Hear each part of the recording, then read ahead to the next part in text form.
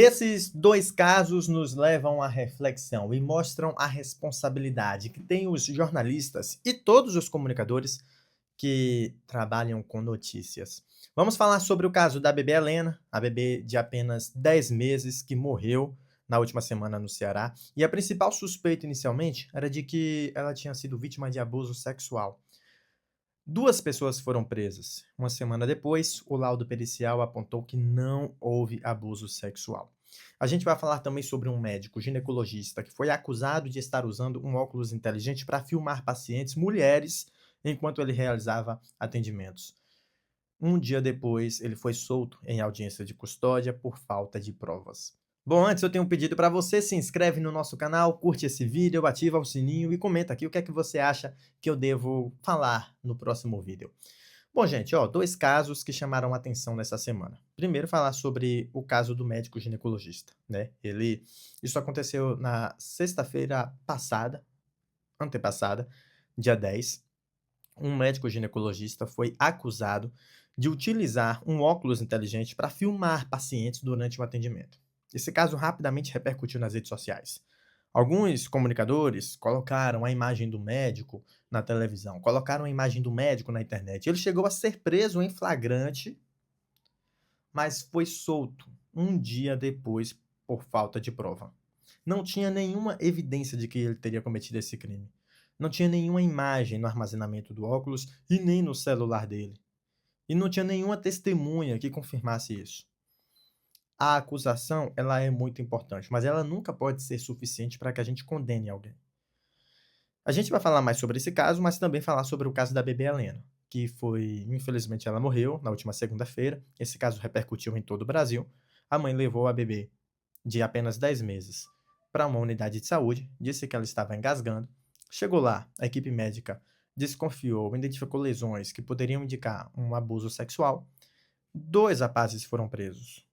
Um homem um jovem, né, que a mãe da criança estaria conhecendo, e um primo desse jovem.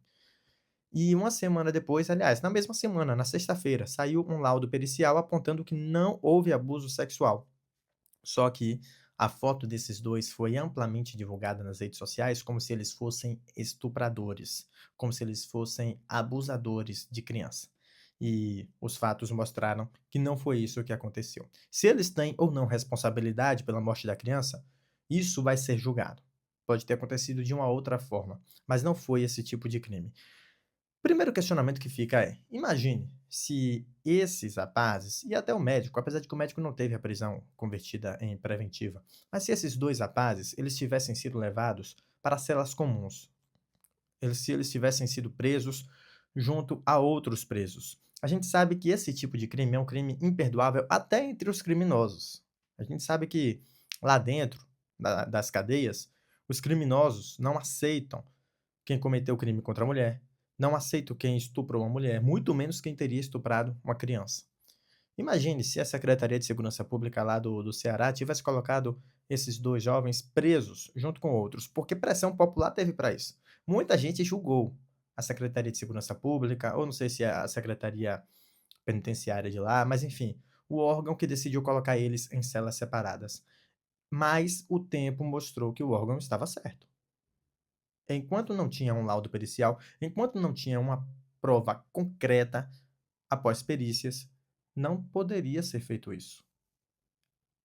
Esses dois rapazes muito provavelmente estariam mortos.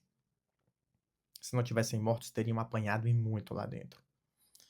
Então, assim, mas eu quero falar aqui um pouco sobre a responsabilidade do comunicador, né, da comunicação. A foto desses dois foram divulgadas amplamente nas redes sociais como estupradores, não como suspeitos, mas como se eles tivessem cometido esse crime, porque a polícia prendeu em flagrante.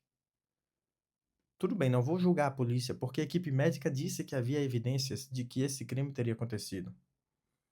Tudo bem. Só que para que a gente possa fazer uma condenação, para que a gente possa julgar uma pessoa, é necessário esperar dados concretos. E o laudo mostrou em tempo rápido, inclusive, né, de forma rápida, inclusive, que eles não cometeram esse tipo de crime. Existe agora uma outra investigação, né? O que se constatou é que a criança morreu por asfixia. A suspeita é de que O primo do rapaz que estava ficando com a mãe da criança teria deitado por cima da criança, né, estaria embriagado. A mãe disse que tinha apagado e que quando acordou já viu a situação acontecendo e tudo mais. Então, vão investigar agora aí um homicídio culposo, mas não existe mais a versão de que ele era um estuprador. Só que agora o estrago está feito. Já está circulando em diversos grupos, em diversas redes sociais, sendo compartilhado também no WhatsApp, no Instagram, em tudo que é canto, a foto deles 2 como se eles fossem estupradores. Isso é algo gravíssimo, né, e preocupante. E falar um pouco sobre a questão do médico também. O médico ele foi acusado por uma paciente, como eu já falei, de ter utilizado um óculos inteligente para filmar ela durante o atendimento.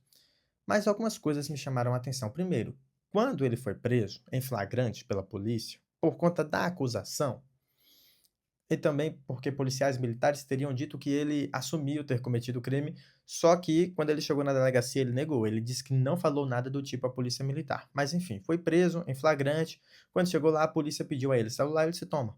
A polícia pediu o armazenamento do óculos e tal, se toma. Polícia pediu o computador, toma. Pediu tudo que ele tinha de aparelho eletrônico e não achou nada. Não achou nada. A audiência de custódia aconteceu um dia depois. Ele foi solto em audiência de custódia por falta de prova. Mas um dia foi tempo suficiente para um grande estrago ser feito na vida desse profissional. Diversos comunicadores, pessoas que se dizem jornalistas, divulgaram nas redes sociais a foto dele como se ele fosse um médico abusador que estaria ali filmando seus pacientes. Isso ligou um alerta muito grande, ganhou uma grande proporção nas redes sociais. E algumas coisas me fazem acreditar, me fazem duvidar.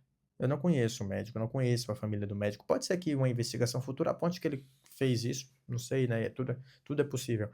Mas existem coisas que me fazem duvidar que ele tenha registrado as pacientes. Primeiro, a gente tem que lembrar que a categoria médica é uma categoria muito unida. Eles entendem as dificuldades que todos passam. Começando lá na faculdade, aí tem a questão dos plantões, 24 horas, aquela tensão que ao mesmo tempo em que você pode salvar uma vida, você pode tirar uma vida ou causar sequelas na vida de alguém. É uma categoria muito unida.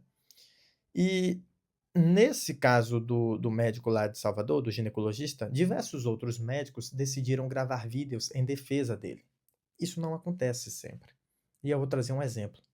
Um exemplo aqui de Santo Antônio de Jesus, no interior da Bahia, um médico que atendia aqui, que morava aqui, se envolveu em um acidente, surgiu a notícia de que ele estaria embriagado, e aí, nos bastidores, os médicos estavam todos lamentando a situação, porque conheciam ele.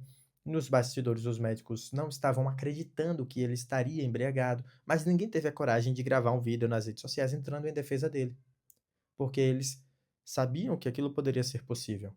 Então, se os médicos lá de Salvador gravaram vídeos nas redes sociais, é porque eles sabem, eles não iam colocar a reputação deles em risco em defesa de um colega. Eles acreditam que isso de fato não aconteceu.